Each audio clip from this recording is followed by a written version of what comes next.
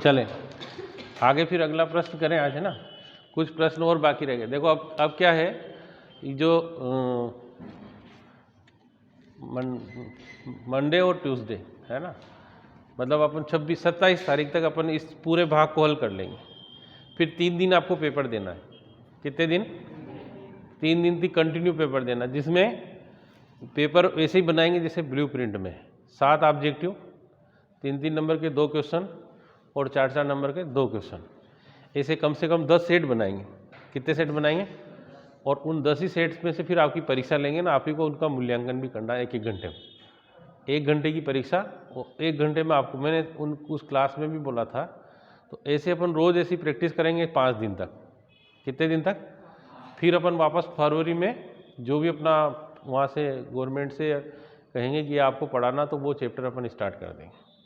ठीक है ना। तो इससे क्या होगा, आपकी जो प्रिपरेशन है वो बहुत अच्छी हो जाएगी। हमने अभी तक 3, ये कौन सा चैप्टर चल रहा है अपना? चौथा, थर्ड चैप्टर चल रहा है। एक और पढ़ाना, जो मैं 2 दिन में पढ़ा दूंगा। अब इसमें जो शेष प्रश्न है लिखें आप। निम्न विद्युत चुंबकीय तरंगों को उनकी तरंगदैर्घ्य तथा आवृत्ति के अवरोही क्रम में लिखो। आरोही क्रम। देखो, विद्युत चुंबकीय तरंगों को उनकी तरंगदैर्घ्य, प्रश्न लिख लें आप। विद्युत चुंबकीय तरंगों को उनकी तरंगदैर्घ्य अथवा आवृत्ति के आरोही क्रम में लिखिए। कौन सा क्रम बोला हूं? आरोही क्रम। आरोही क्रम का मतलब छोटे से बड़े की ओर। छोटे से किसकी ओर? बड़े की ओर। इधर देख लें आप। तो सबसे पहले अपन ये पढ़े, सी बराबर कितना होता है? New lambda. सी बराबर कितना होता है? New lambda. समझ लें अपन, समझ में आ जाएगा। तो लेमड़ा बराबर कितना हो गया? सी अपॉन न्यू। इसका मतलब जिसकी आवृत्ति कम होगी उसकी तरंगदैर्घ्य ज़्यादा होगी। फिर से समझिए, जिसकी आवृत्ति क्या होगी? कम होगी, तरंगदैर्घ्य कैसी होगी? ज़्यादा होगी। हम रेडियो तरंगों की बात करें, या न्यू बराबर कितना? 1/λ। लेमड़ा का मान जितना ज़्यादा होगा न्यू का मान, तो सबसे पहले सबसे ज़्यादा तरंगदैर्घ्य किसकी है? रेडियो की। और सबसे कम गामा। तो यहाँ लिखें पहले तरंगदैर्घ्य के क्रम में। तरंगदैर्घ्य किस लिखा अपन ने? तरंगदैर्घ्य। तरंगदैर्घ्य के आरोही क्रम में लिखेंगे तो सबसे पहले कौन सी किरण आएगी? गामा किरण। फिर कौन सी आएगी? एक्स किरण। फिर कौन सी आएगी? पराबैंगनी विकिरण। पराबैंगनी विकिरण। फिर कौन सी आएगी? है दृश्य प्रकाश। दृश्य प्रकाश। फिर कौन सा आएगा? अवरक्त विकिरण। अवरक्त विकिरण। फिर कौन सी आएगी? माइक्रो तरंग। फिर कौन सी आएगी? रेडियो तरंग। अगर अपन इनका चिन्ह बनाए जाएंगे तो कैसा बनेगा? देखो बच्चों, ऐसे गामा ऐसे बन जाएगा, फिर दृश्य प्रकाश, फिर अवरक्त विकिरण, माइक्रो तरंग, और फिर कौन सी? अगर अपन तरंगदैर्घ्य में लिखेंगे, सॉरी आवृत्ति में लिखेंगे, तो आवृत्ति सबसे ज़्यादा कम किसकी होगी? रेडियो की।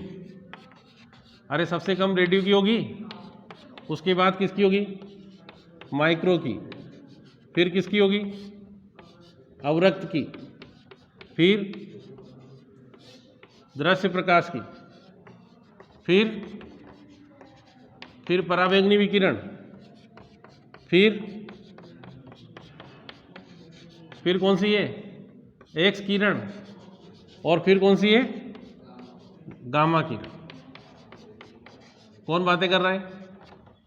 अरे बातें क्यों कर रहे हो? हाँ, मैं बता रहा हूँ सब प्रश्नों के उत्तर। पहले ये समझ में आ गया? अरे सबसे समझ में आ गया। अगर तरंगदैर्घ्य में आएगा तो सबसे पहले किसकी आएगी? गामा किरण की। और आवृत्ति में आएगा तो सबसे पहले किसकी आएगी? रेडियो की। सबसे कम आवृत्ति किसकी होती? रेडियो तरंगों की। सबसे ज़्यादा आवृत्ति किसकी होती? गामा किरणों की, है ना। अगर अपन पूछे आवृत्ति और दोनों में, बहुत इंपॉर्टेंट है, कंफ्यूजन दूर हो जाना चाहिए, इस सूत्र से होगा। सी बराबर न्यू लेमड़ा, जिसके लिए, जिसका जैसे लेमड़ा का मान सबसे ज़्यादा किसका है? तरंगदैर्घ्य सबसे ज़्यादा किसकी है? किसकी है? रेडियो की। तो रेडियो तरंगों की आवृत्ति सबसे कम होगी। समझ में आ गया ना। और अगर ऐसा कहा जाए जो जितनी ज़्यादा तरंग लंबी होगी वो उतनी कम गुलाटियाँ खाएगा। गुलाटी समझते हो ना, ऐसे ऐसे घूम जाना। तो यहाँ देखेंगे आप, जैसे अपन ने देखा रेडियो तरंग की आवृत्ति लगभग कितनी होती है, 1 मीटर से 10⁴ मीटर तक होती। तो ये इतनी लंबी तरंग दैर्ध्य बनेगी तो वो उसकी वो जो रहेंगे आवृत्ति, मतलब घूमने का क्रम जो रहेगा वो बहुत कम हो जाएगा। समझ में आ गया है। अब अगला प्रश्न देखो, अगला प्रश्न देखें आप। एक्स किरणों, देखो ये बहुत इंपॉर्टेंट प्रश्न है ना, अच्छे से करना इसको। प्रश्न लिखेंगे, एक्स किरण, गामा किरण और पराबैंगनी विकिरण। बहुत महत्वपूर्ण प्रश्न बता रहा हूं। एक्स किरण, गामा किरण और पराबैंगनी विकिरण के गुण लिखो। के क्या लिखो बच्चों, गुण लिखो।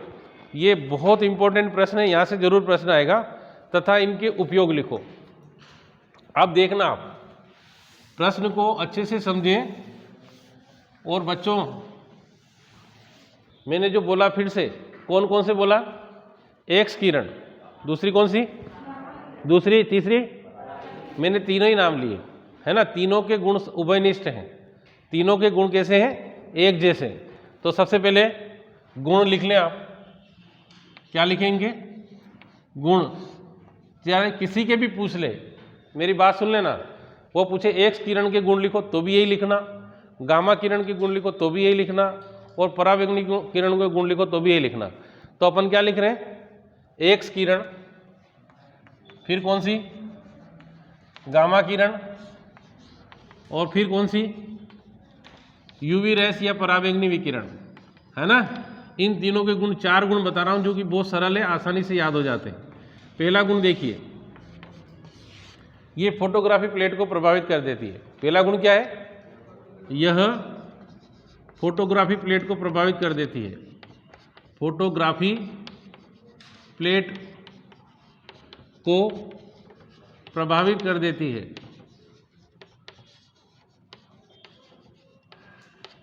पहला गुण समझ में आ गया।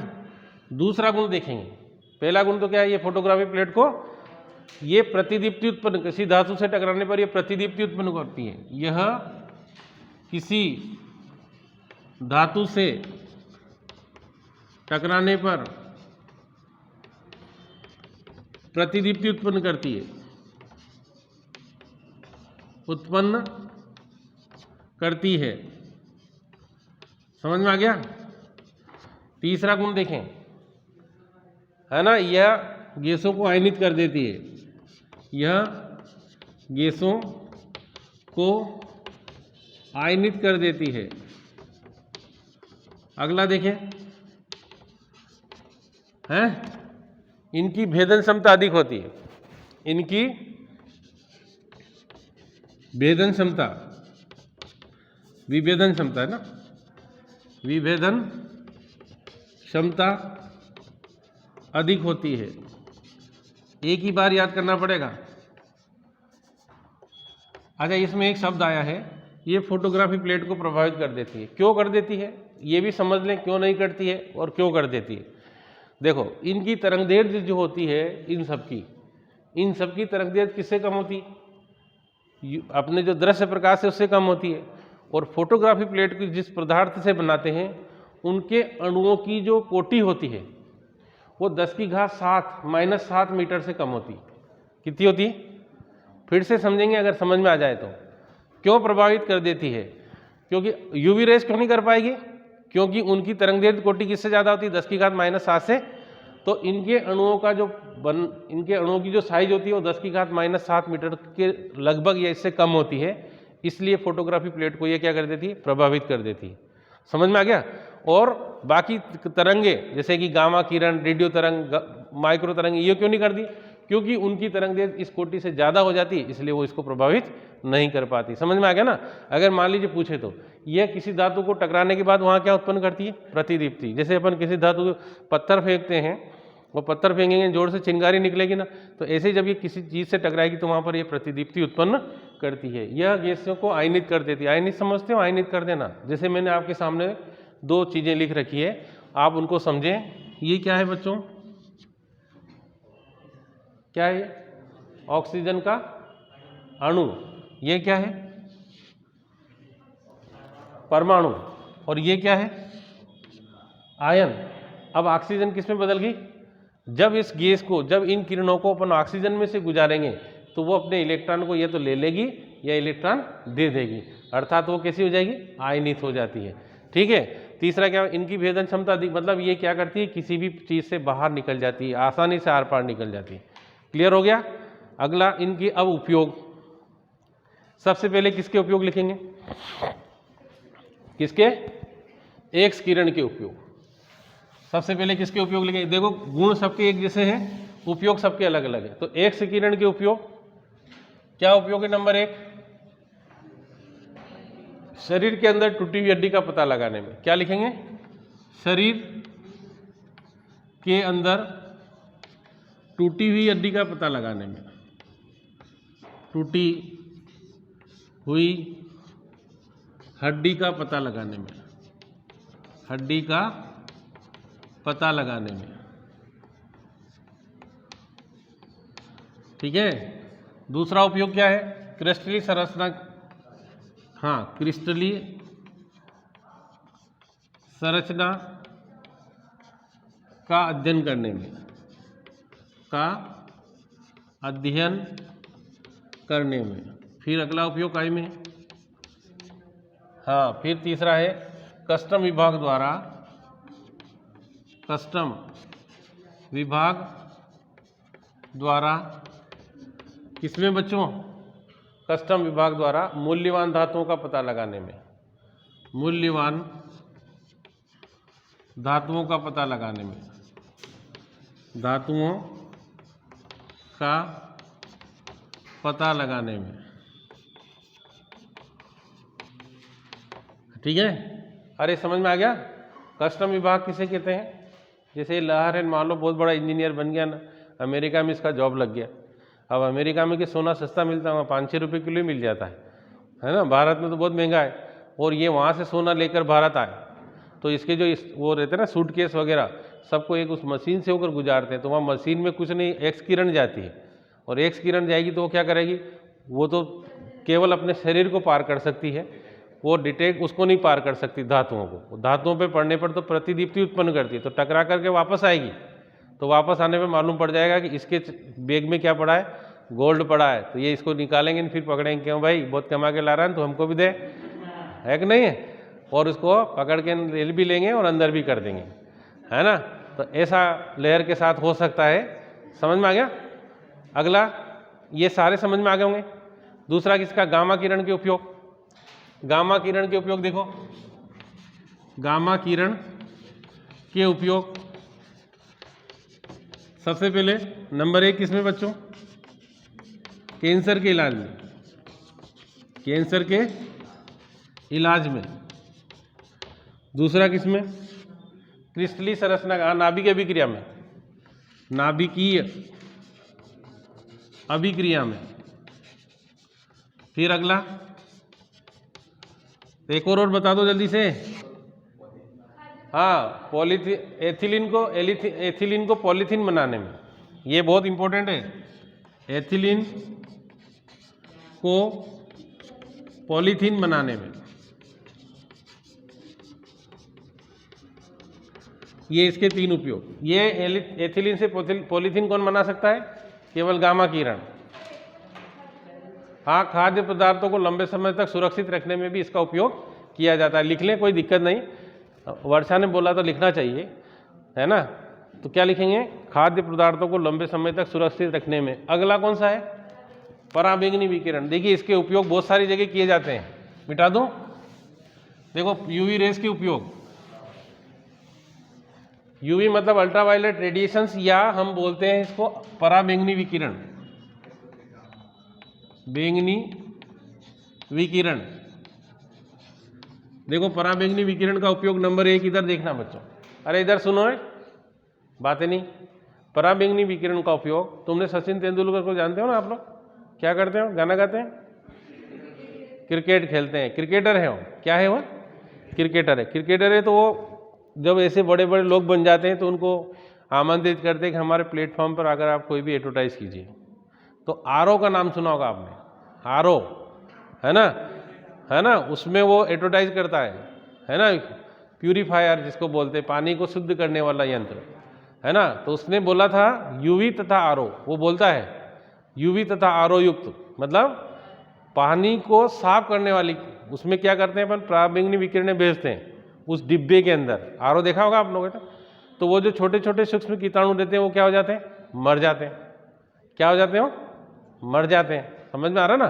तो उनमें उसके लिए कौन सी किरणें भेजना पड़ती है अपन को, पराबैंगनी।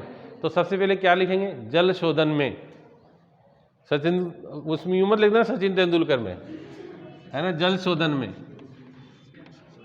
जल शोधन में। दूसरा उपयोग देखिए, एक और इधर सुनेंगे पहले, है ना, समझ लिख तो लोगे तुम। दूसरा है, आप लोग मोबाइल का यूज़ करते हो, तो मोबाइल में आजकल एक नया फंक्शन आ गया, वो अपने एक तो लॉक सिस्टम है, वो ऐसे बिंदी बिंदी रहती है, उसको ऐसे ऐसे घुमा देते तो खुल जाता है। एक फिंगरप्रिंट रहता है, जैसे उंगली लगाते तो वो मोबाइल की स्क्रीन अनलॉक हो जाती है। तो वो क्या करता है, अपनी वो जैसे अपन उंगली रखते हैं तो उंगली रखने पर वहाँ पर वो पराबैंगनी विकिरणों को उत्सर्जित करता है, और पराबैंगनी विकिरणें उस फिंगरप्रिंट को पढ़ लेगी, और पढ़ने के बाद आपका लॉक ओपन हो जाएगा। तो वहाँ कौन सी किरणें निकलती, वो पराबैंगनी किरणें। एक तो वहाँ हो गया।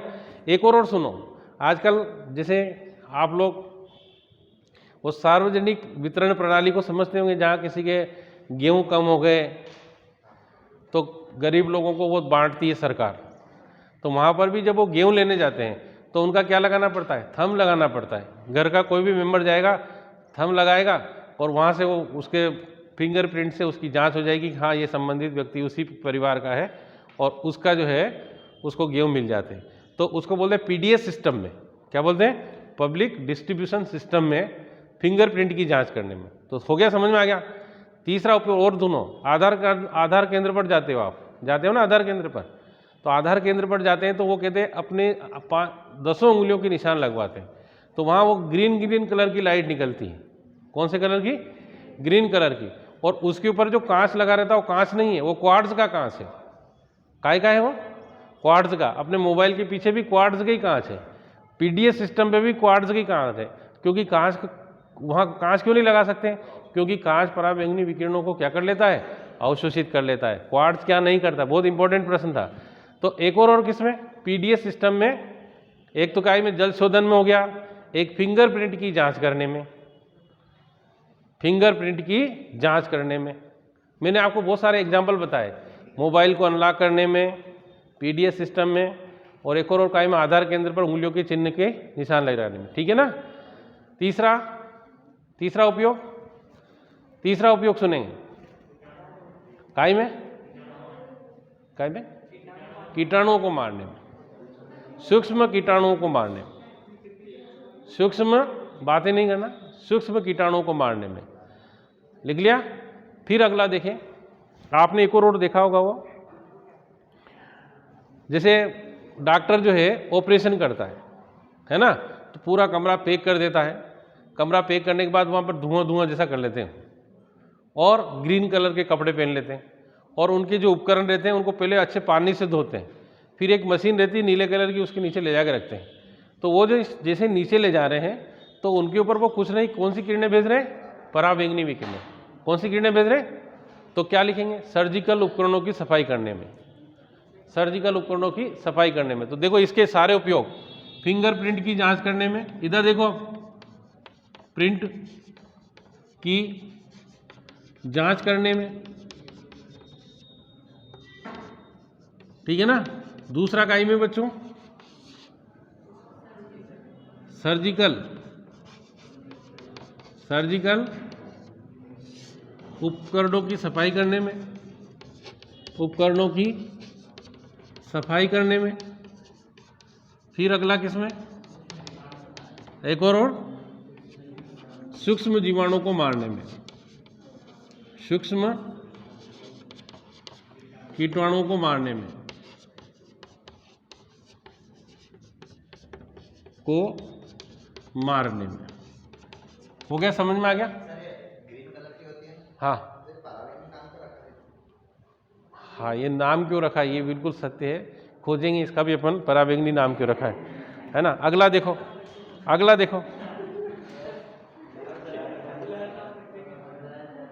अगला देखो, अगला नेक्स्ट प्रश्न लिखेंगे, विद्युत स्फुलिंग के निकट ओजोन की गंध आती है क्यों?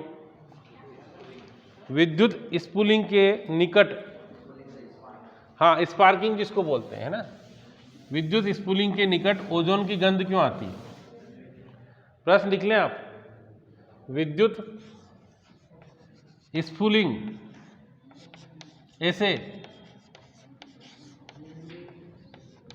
के निकट ओजोन की गंध क्यों आती है? अरे बातें मत करो बच्चों, यहाँ क्यों रे बातें कर रहे? पहले तो विद्युत स्फुलिंग को समझें आप। जैसे अपने पास दो तार रहते हैं, एक तो अपने पास पॉजिटिव टर्मिनल और एक नेगेटिव टर्मिनल, जब ये दोनों मिलते तो यहाँ से ऐसे चिनगारी निकलती जोरदार, अरे निकलती कि निकलती, और ऐसे जैसे टच होंगे तो बहुत जोरदार चिनगारी निकलेगी। क्यों करते हैं ऐसे? क्योंकि एक में धन आवेशित करने और दूसरे में ऋण आवेशित है, और धन और ऋण मिलेंगे तो निश्चित रूप से ऊर्जा का बहुत ज़्यादा आदान प्रदान होगा, और वहाँ क्या हो जाएगा, है ना। तो वहाँ क्या ऐसी ओजोन क्यों आती है? तो हाँ, तो वहाँ लिखेंगे कि विद्युत स्फुलिंग की जगह, विद्युत स्फुलिंग के स्थान पर आसपास की ऑक्सीजन, आसपास की ऑक्सीजन काय में बदल जाती है ना, ओजोन में परिवर्तित हो जाती है, ओजोन में बदल जाती है। इस कारण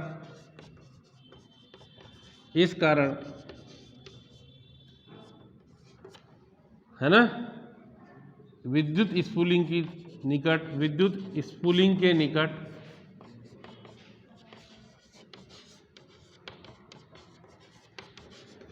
किसकी गंध आती है बच्चों? ओजोन की गंध आती है, की गंध आती है। समझ में आ गया सबको? अब इसमें और प्रश्न बच रहे हैं तो अपन उनको देखते हैं थोड़े से।